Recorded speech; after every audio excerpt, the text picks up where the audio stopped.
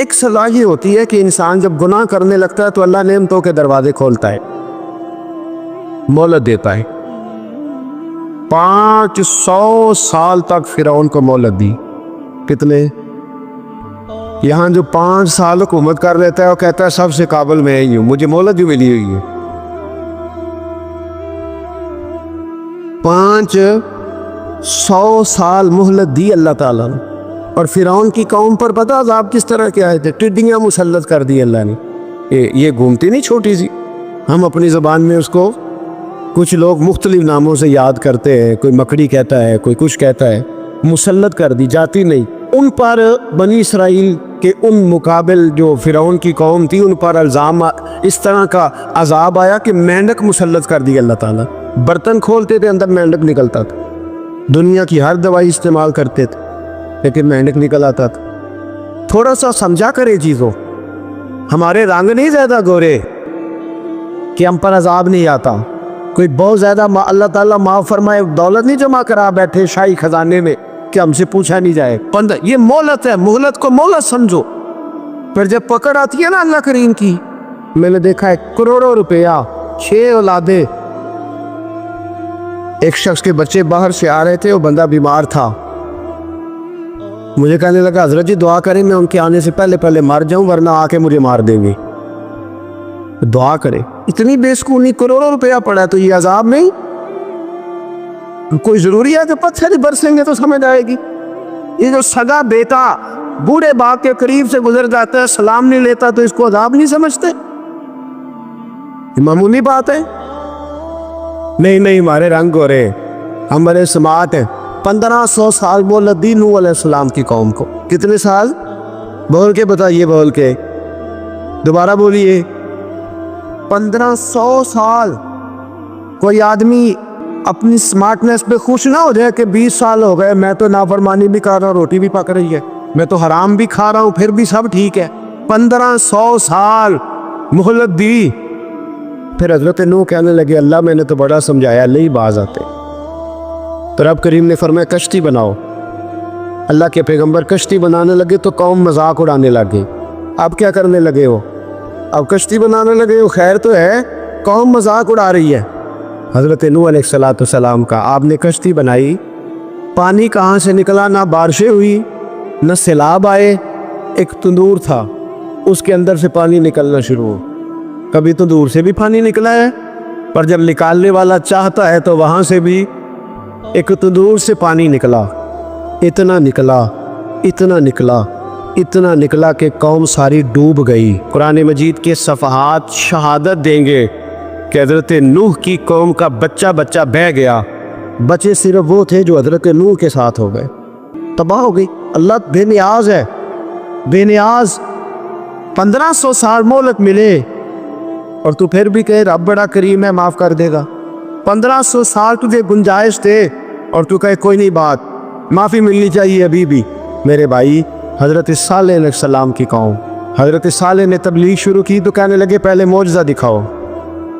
جی آج تو نہ لوگ معجزے مانگتے، آج بھی لوگ کرامتیں اور معجزے، اللہ معاف کرے، جو چیزیں معجزہ تو ہو نہیں نہ سکتا لیکن آج بھی لوگ، آپ یقین کریں، کہتے ہیں یہ بڑی نمازیں پڑھتا ہے تو پھر بخشا کیوں نہیں گیا، پھر کیوں نہیں منو سلوا کیوں نہیں اترا اس پر، پھر میں بھی اسی طرح ہی ہوں، کیا اس کے اندر خوبی آ گئی؟ مولوی بھی ویسے ہی ہے، سوری بھی ویسے ہی ہے، لوگ مان نہیں رہے، وہ دلیلیں مان نہیں رہے، ابھی بھی لوگ بحث نہیں کرتے، کیا فرق آ گیا؟ ابھی ویسے ہی ہیں سارے۔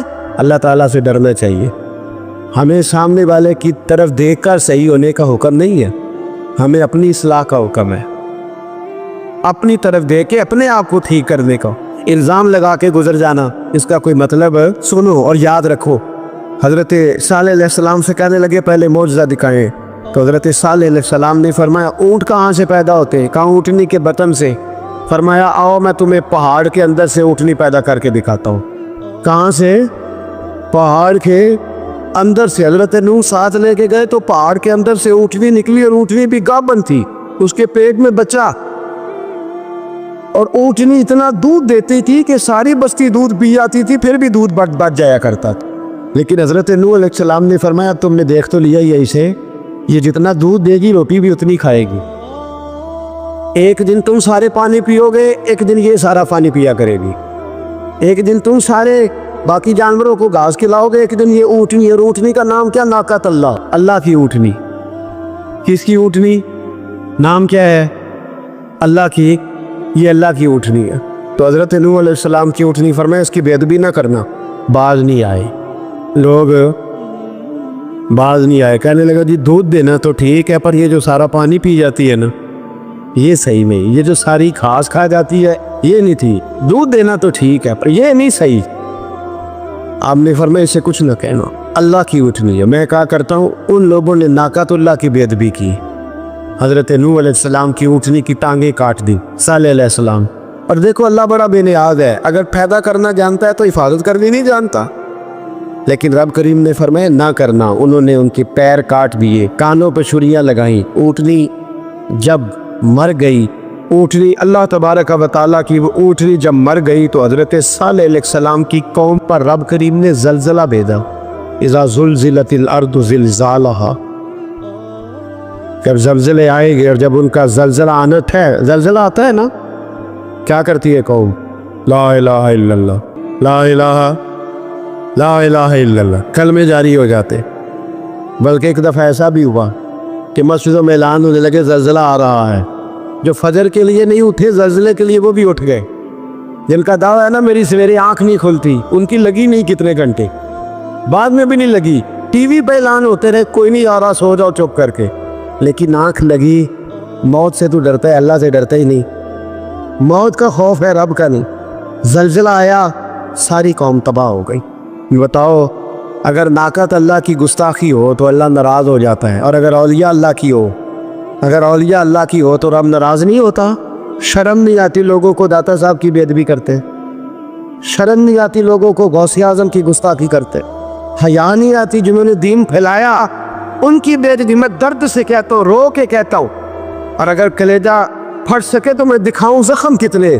ایک حج کے موقع پر ایک بابا جی، اس سال 4,80,000 روپے کا پرائیویٹ حج تھا، اور بابا جی کی کیفیت کمزور تھے، بیچارے بیمار تھے. اس کے باوجود وہ گئے.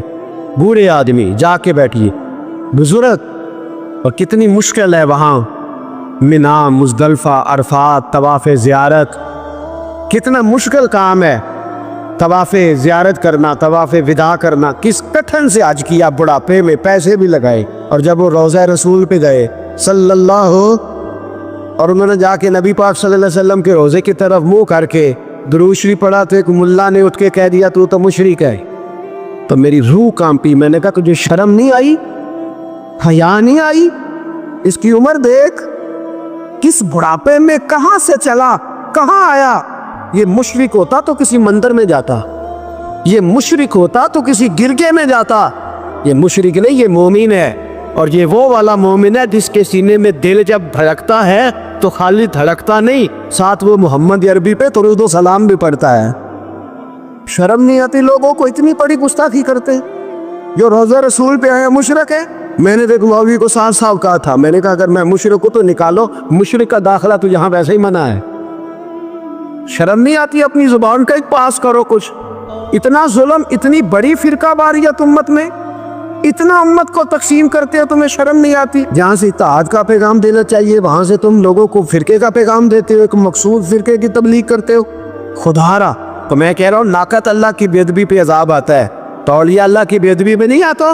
داتا صاحب ساری زندگی کی تبلیغ کرتے رہے، ایک آدمی نے اٹھ کے کہہ دیا جناب وہ تو شرک کا اڈا ہے، تو رب کریم ناراض نہیں ہوتا ان باتوں سے؟ ہمیں خیال کرنا چاہیے، اللہ سے ڈرنا چاہیے. ان چیزوں سے عذاب آتا ہے اور آ رہا ہے. اللہ تعالیٰ ہمیں محفوظ فرمائے. اللہ ہمیں اس سے، قوم لوط پہ بھی عذاب آیا، ہم جنس پرستی، مرد مردوں سے بدکاری کرتے. حضرت نوح نے سمجھایا کہ یہ کام درست فطرت کے خلاف ہے، یہ کام درست نہیں. جب انسان یہ کام کرتا ہے تو زمین اور آسمان کانپتے.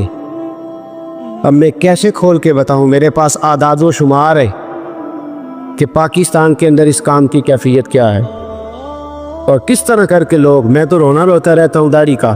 لوگ کئی دفعہ کہتے ہیں حضرت صاحب پہلے بھی آئے تھے تو داڑھی کی بات، پھر بھی آئے تو داڑھی کی بات، تو میں روتا ہوں۔ اس لیے روتا ہوں کہ جو کلین شیو نوجوان ہوتا ہے وہ امرد کے حکم میں، اس پر وہی حکم لگتا ہے جو عورت پہ لگتا ہے۔ اس کے ساتھ مرد کا اٹھنا بیٹھنا اسی طرح نہ جائے گا جس طرح عورت کے ساتھ۔ حضرت جنید بغدادی رحمت اللہ تعالیٰ علیہ کے سامنے ایک شخص نے کہا وہ کتنا خوبصورت نوجوان جا رہا ہے، تو آپ فرمانے لگے تو حافظ قرآن نہیں کہا؟ ہاں۔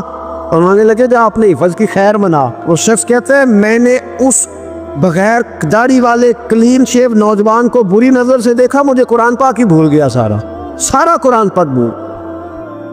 اور کتنے سال میں دعائیں کرتا رہا، بیت اللہ کے طواف کرتا رہا، میں یاد بھی کرتا تو نہیں ہوتا۔ کیسے اب تو ہمارا نعت کہاں بیوٹی پارلر سے ہو کے آتا ہے، ہم کسی اور کو کیا پیغام ہے؟ وہ پیغام، وہ نظام، وہ طریقہ کار جس کا حکم تھا شریعت میں، قوم لوط پر عذاب آیا۔ صحیح بیٹھتے ہوں گے بچے جو موٹر سائیکلوں پہ بیٹھتے ہیں۔ میں نے گجرے والا کی سڑکوں پہ بچوں کو، نوجوانوں کو جو تماشے کرتے سر عام دیکھا ہے تو مجھے ڈر لگتا ہے، اور کوئی روکنے والا نہیں، شغل ہو رہا ہے، ہنس رہے ہیں، اور سامنے عورتیں بھی ہے، سب ہو رہا۔ کتنی تکلیف کی بات۔ حضرت نوح کی قوم یہ کام کرتی تھی، قرآن پاک نے بیان کیا ہے۔ حضرت نوح نے سمجھایا، فرمایا رب کریم نے تمہیں اپنی خواہش پوری کرنے کے لیے جائز طریقہ عطا فرمایا، عورتوں سے نکاح کرو، اور اس نکاح کی برکت سے جو اللہ تمہیں اولاد دے گا اس کو اللہ تبارک و تعالیٰ تمہارے لیے باعث بخشش بھی فرمائے گا۔ لیکن جب قوم نہ مانی تو جو قوم میں لوط کا عمل کرے اس کا علاج قرآن نے بیان فرمایا کہ آسمان سے پتھر برسیں گے، پھر پتھر برسے، اور جن کے بڑے بڑے اچھے دماغ تھے ان کے دماغ چکنا چور کر دیے گئے، تباہ کر دیے گئے، ان کے دماغ زمین پر بچھاڑ دیا گیا۔ اللہ مہلت دیتا ہے، لیکن اس کا مطلب یہ نہیں کہ انسان توبہ ہی نہ کرے۔ حضرت شعیب علیہ السلام کی قوم پر بھی عذاب آیا، اس لیے کہ بددیانتی کرتی تھی، ناپ تول میں کمی کرتی تھی۔ میں نے کہا تھا شب قدر کی رات کہ یہ کوئی تماشا ہے کہ شب رات آئی تو ساری رات روتے رہے، یا اللہ معاف کر دے، یا اللہ معاف کر دے، رو رو کے چیخے مار مار روئے۔ شب قدر آئی تو پھر چیخے ماری، ساری رات روئے۔ تو جس بندے کا پروگرام ہی نہیں سویرے بدلنے کا، دکان پہ بیٹھ کے پھر وہی ناپ تول میں کمی، پھر وہ اللہ تعالیٰ معاف کرے۔ میں ایک مضمون پڑھ رہا تھا تو وہ فوڈ کے اسپیشل لوگ تمہیں لکھا تھا مہربانی کرو ملاوٹ ہی اچھی چیز کی کر لو، مرچ میں کیری تو نہ ملاؤ اینٹوں کی، وہ تو بیمار کرتی ہے، وہ تو خون کی آنتوں کو روک دیتی ہے۔ وہ کہنے لگا، اور اس کو کہتا میں تمہیں بتاتا ہوں کون کون سی چیز ملائی جا سکتی ہے، وہ ملا لو۔ خدا را اس قوم پہ رحم کرو، مہربانی۔ ایک دوست ہیں ہمارے، میں وزیر آباد میں ان کے گھر بیٹھا تھا تو ایک میڈیکل، میرا کسی شخص پہ اعتراض کرنے کا میں مجموعی بات کرتا ہوں۔ میں ایسے ڈاکٹروں کو جانتا ہوں جو اللہ تعالیٰ فضل کرے، سچ مچ کے نیک ہیں، اچھے لوگ۔ تو بچے کا میڈیکل سٹور ہے، تو والد بیمار ہو گیا، تو کہتا ہے ابا جی ڈاکٹر صاحب نے کہا آپ کو ڈرپ لگنی ہے، تو سگے باپ کو ڈرپ لگانے لگا، تو باپ کا کہتا ہے پتر تیری مہربانی، مینوں کوئی اصلی لائی، اور نہ لائی جڑی لوکاں نوں لانے۔ اب وہ پیار سے سنا رہا ہے بات۔ میں نے اسے کہا کہ یہ تو ڈوب مرنے کا مقام ہے نا، ڈوب مرنے کا مقام، کہ اس ملک کے اندر دوائی بھی صحیح نہ بکے، اصلی نہ ملے دوائی بھی، اور پھر وہ قوم کہے کہ ہم نے تو پورے روزے رکھے، ہم نے تو بڑا صدقہ اور خیرات کیا، دوائی بھی اصل نہ ملے۔ جناب شعیب علیہ السلام کی قوم ناپ تول میں کمی کرتی تھی، اللہ تبارک و تعالیٰ نے ان پر بتا عذاب کس طرح کا بھیجا، شدید گرمی ہوئی۔ اللہ ہمیں محفوظ فرمائے، سارے آمین کہہ دیا، دیکھے کتنا اچھا موسم کر دیا رب کریم۔ اللہ ہمیں محفوظ فرمائے، اللہ رحمت فرمائے۔ شدید گرمی کی لہر آئی، باہر اتنی گرمی ہوئی کہ لوگ اپنے گھروں میں گھس گئے، جس طرح سورج کی شعائیں گھروں کے اندر داخل ہو جاتی، اس طرح گرمی کی لہر اندر داخل ہوئی، اور جس طرح کسی کو آگ لگ جائے تو وہ آدمی اچھلتا کودتا ہے نا، اس طرح یہ لوگ اچھلنے لگے اور اچھل کود کے مر گئے۔ جرم کیا تھا؟ ناپ تول میں کمی کرتے۔ حضرت داؤد کی قوم بھی تباہ ہوئی، جرم کیا تھا؟ ہفتے والے دن مچھلیاں نہیں پکڑنی تو یہ پکڑتے تھے۔ حکم ہے نا مسلمان کو نماز کے ٹائم کوئی اور کام نہیں کرنا، نماز پڑھنی ہے۔ میرا خیال ہے مسلمان تو فٹافٹ آ جاتے ہیں، سارے پہنچ جاتے ہیں نا مسجدوں میں۔ ہلکا ہلکا بول رہے ہیں، آؤ، کیوں نہیں پہنچتے؟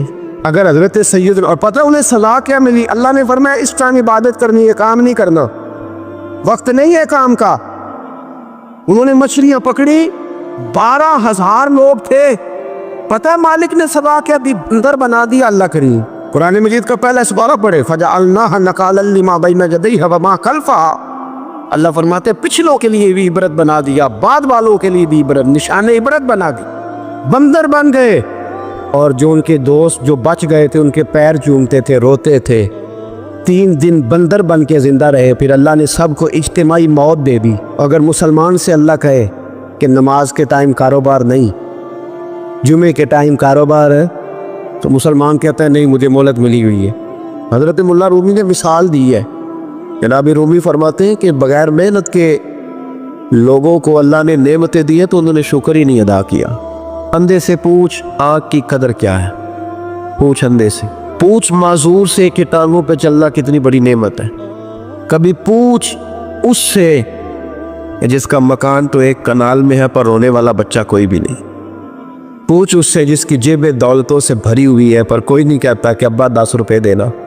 पूछ ये कितनी बड़ी तकलीफ है। हज़रत रूमी ने लिखा है, वो फरमाते हैं कि एक वालिद था तो उसने बड़ी दौलत कमाई थी, तो उसका बेटा बेदरेग ही उड़ाता रहता था।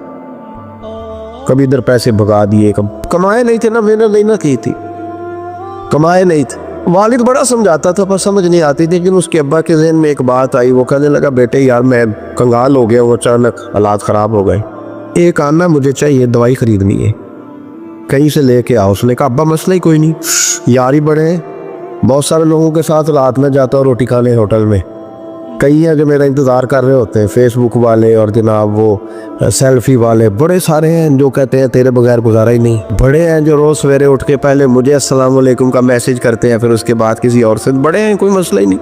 एक के पास गया, एक आना चाहिए, उसने दे दिया, ला के अब्बा को दिया। तो अब्बा घर के अंदर जो अमीर लोग होते थे घर में कुआं खुदवा लेते थे। अब्बा कुएं के किनारे बैठा था, जब बेटे ने आना ला के रखा तो उसने पानी में फेंक दिया। अगली सुबह फिर कहा बेटे एक आने की ज़रूरत है, दवा ख़रीदनी है। उसने कहा मिल जाएगा। वो 2 4 5 दोस्त अभी हैं बड़े मालदार, उनसे जाके कहा, एक से आना लाया, अब्बे ने फिर फेंक दिया, तीसरे दिन भी फेंक दिया, चौथे दिन भी। यार अब ख़त्म हो गए। कुछ आहिस्ता आहिस्ता दोस्तों को पता चल गया कि कंगाल हो गया, खबर फैल जाती है ना, अब भूखा हो गया। अब आहिस्ता आहिस्ता मोबाइल बंद होने लगे, आहिस्ता आहिस्ता जो है वो नंबर ब्लॉक होने लगा, हालात बिगड़ गए। अब जब उसे पता था कि यार तो अब दरवाज़ा खटखटाता हूँ तो कहते हैं कि उसे कह दो मैं घर नहीं, अब्बा ने तो आना मांगना है और मैं बेदरेग दौलत अब्बा की उड़ाता रहूँ। अब ये भी नहीं कह सकता कि मुझे देता कोई नहीं। शहर से बाहर निकल गया, सारा दिन मजदूरी की, जद्दोजहद की, कभी काम किया नहीं तो हाथों पे छाले पड़ गए।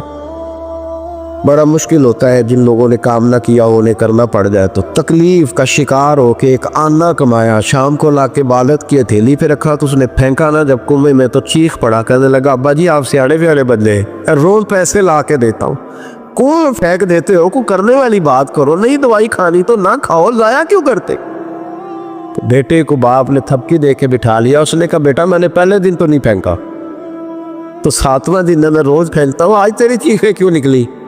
कहने लगा अब्बा पहले उधार के थे आज मजदूरी के हैं। नहीं समझ आई बात, पहले बोलिए और आज मेरी मेहनत है, मजदूरी है, जद्दोजहद है। तो वालिद कहने लगा बेटे यही मैं तुझे समझाना चाहता था, वो मेरे भी मेहनत के है जो तुझ रोज यारों को खिलाता है, मैंने बड़ी जद्दोजहद से जमा की है, मैं कंगाल नहीं हुआ, सिर्फ तुझे समझाना था। ओ भाई ये आंखें तेरी मेहनत की नहीं ना, इसलिए तू शुक्र नहीं अदा करता। ये वजूद, ये टांगे, ये शऊर, ये तेरी जद्दोजहद का नहीं। जो अकल की दौलत अल्लाह ने दी है ना, ये तेरी मेहनत की नहीं। अगर मेहनत की होती तो तू सजदे में पड़ा रहता, तू ख्याल करता। अल्लाह ने आंखें दी है कुरान देखने के लिए। जब कोई किसी गंदी चीज को देखता है तो नाशुक्री करता है, जब गलत तरफ उठाता है ये चीजें तो नाशुक्री करता है। साहिबो याद रखना और इस पर जरूर गौर करना कि जब नेमतों का शुक्र अदा न किया जाए तो फिर हमें इस्तिगफार का हुक्म दिया। फिर क्या करना है हमने, इस्तिगफार का, या अल्लाह हम तेरी नेमतों का शुक्र अदा नहीं कर सके तो हमें माफ़ फरमा, तो हमसे दरगुजर फरमा, माफ़ फरमा। नुकसान हो जाए तो कहते अल्लाह की मर्जी थी, और फ़ायदा हो जाए तो कहते मैंने मेहनत ही बड़ी की थी, मेरी जद्दोजहद बड़ी थी। एक बच्चा एक दफ़ा मेरे पास कहीं इंटरव्यू के लिए जा रहा था तो दुआ कराने आया, कहने लगा मैंने वहाँ जाना है, दुआ कीजिएगा अल्लाह ताला कामयाबी दे। मैंने दुआ की, कुछ उसको पढ़ने को बताया, लेकिन कामयाब ना हो सका, लौट आया। तो मैंने पूछा कि क्या बना, कहने लगा हज़रत साहब बस अल्लाह की मर्ज़ी थी, अल्लाह की मर्ज़ी थी। फिर एक दफ़ा गया तो अल्लाह की मर्ज़ी थी। तीसरी दफ़ा गया کامیاب ہو گیا. تو بھئی اب کیا بنا؟ کہنے لگا جی جب میں داخل ہوا تو اس نے جاتے ہی مجھ سے پوچھا سب سے پہلا سوال یہ کہ تمہیں جنرل نالج کی بھی کچھ معلومات ہیں یا شعبے کے آدمی ہو؟ تو میں نے کہا جناب پوچھیے. تو انہوں نے پاکستان کا حدود اربہ پوچھا تو میں نے فٹافٹ بتا دیا. پھر انہوں نے مجھ سے پوچھا کہ یہ جو مینار پاکستان ہے اس کی تجویز کس شخص نے دی تھی؟ تو میں نے فٹافٹ اس کا بھی نام بتا دیا. پھر شارٹ ہینڈ کے ایک دو سوالات اس نے کیے تو وہ بھی میں نے بتا دیے تو الحمدللہ کامیاب ہو گیا. میں نے کہا بیٹے جب تو ناکام ہوا تھا تو اللہ کی مرضی تھی اور کامیاب ہوا ہے تو میں لگا دی. اب اللہ کی مرضی کدھر گئی؟ یہ اتنا بڑا نقص ہے انسانی فطرت کا، اتنی بڑی کمزوری ہے کہ معاذ اللہ تعالی ہم کمزوریاں قدرت کے کھاتے میں ڈال دیتے ہیں اور ناکامیاں قدرت کے کھاتے میں اور کامیابیاں. یہ کیا تماشا؟ حالانکہ ہونا یہ چاہیے تھا کہ جہاں انسان کمزور پڑے تو کہے میری غلطی تھی. صوفیاء یہ سبق دیتے ہیں، اللہ کے بندے یہ پیغام دیتے ہیں کہ جب تو کہیں ناکام ہو جائے تو سمجھ جائے تیری، اور جب تو کامیاب ہو جائے تو سمجھ رہے اللہ راضی ہو گیا تھا، اللہ نے رحمت کر دی، اس نے فضل کیا. تو شکریہ نہ کرنے پر بھی استغفار کرنا چاہیے کہ اللہ تو نے بڑا کچھ دیا تھا پر میں شکر ادا اس پر بھی. ہمارا تو اب یہ حال ہے کہ جو ہمارے پاس چیزیں ہیں وہ ہم کہتے ہیں یہ تو میرا حق تھا، لیکن جو نہیں وہ مجھے فٹافٹ ملنی چاہیے.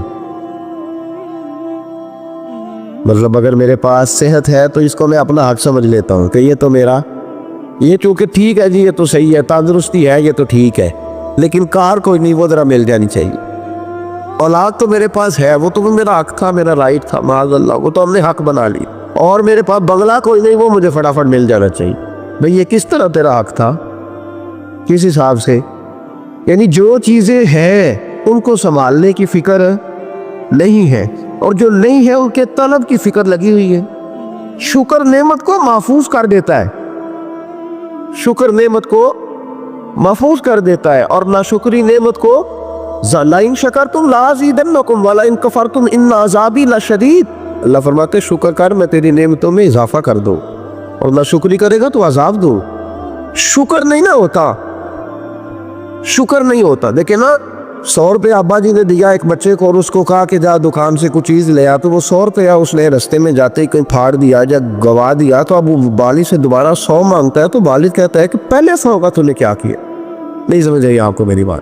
پہلے 100 کا کیا کیا؟ تو وہ کہے گا جی باپ میرا دل کرتا تھا میں نے پھاڑ دیا. جوان بچہ ہے، سمجھدار ہے، 12-14 سال کا ہے.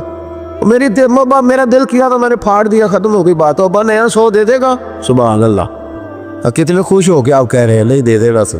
یہ کیسے ہو سکتا ہے بھائی؟ کروڑ پتی والد بھی ہو تو 100 کا نوٹ دوبارہ دیتا کیوں؟ باپ بیٹا نہیں اس کا پیار نہیں؟ کیوں نہیں دے رہا؟ وہ کہتا تو نے میرے پہلے 100 کی قدر نہیں ڈالی، نیا تجھے کیسے مل جائے؟ انہیں خیال ہی نہیں کیا، تو نے جدوجہد ہی نہیں کی، تو نے ایک استغفار اس بات کا ہے. دیکھیں نا یہ رسول پاک علیہ السلام کا فرمان، یہ حدیث امام رازی نے لکھی ہے، اور نبی پاک کی فرمان کے لحاظ سے جو چیز ہمارے سامنے ہے نا اس پر ہماری آنکھیں بھی کھول جانی چاہیے، دل بھی کھول جانا چاہیے کہ کوئی خاص ہی بات تھی جو حضور نے بیان فرمائی صلی اللہ علیہ.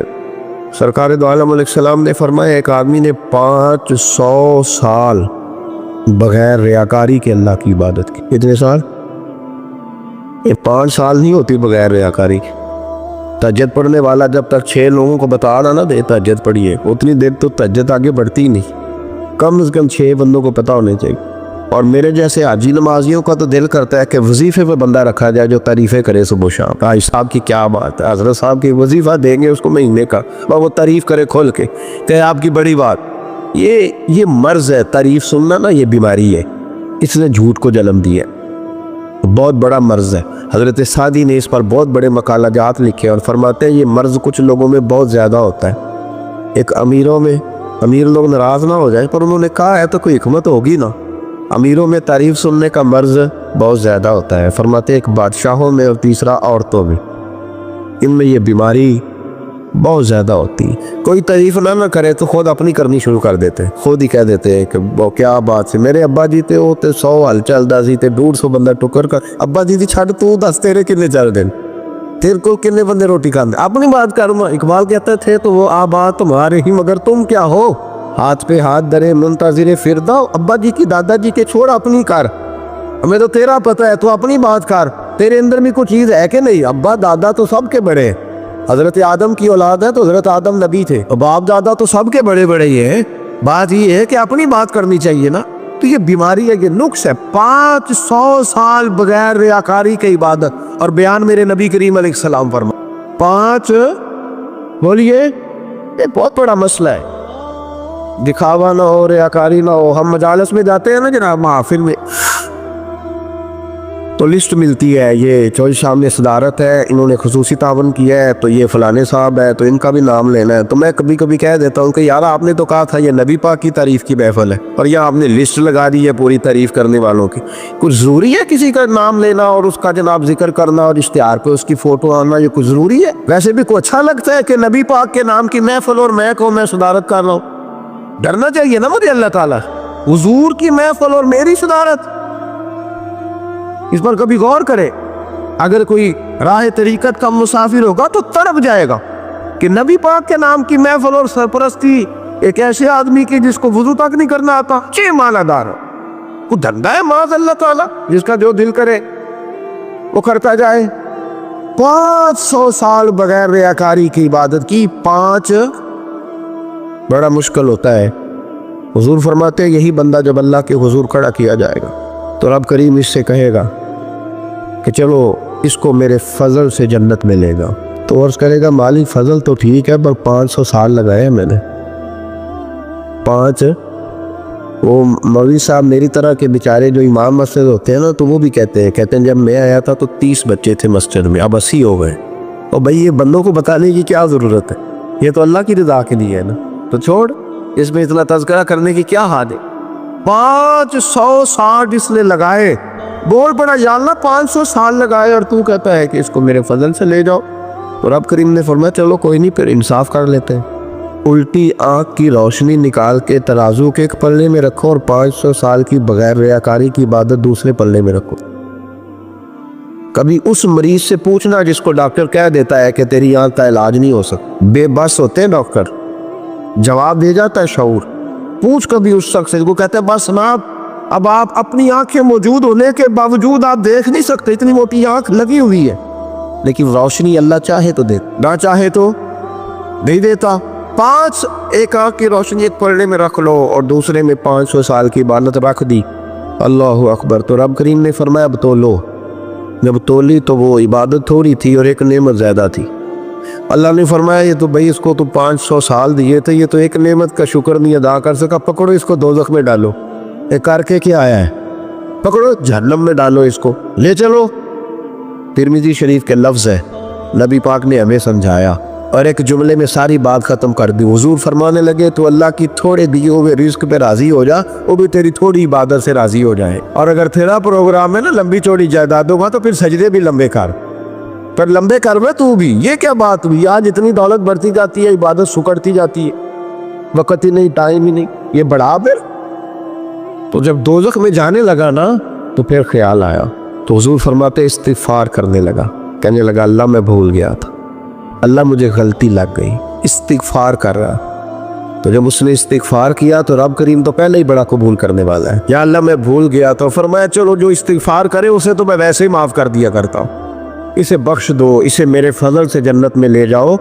پہلا استغفار ہمارے بزرگ نے ایک مراقبہ کراتے تھے، مراقبہ ان فی خلق السماوات والارض واختلاف اللیل والنہار لآیات لأولی الالباب۔ مراقبہ ہوتا تھا اللہ کی نعمتوں پر غور کرنے کا۔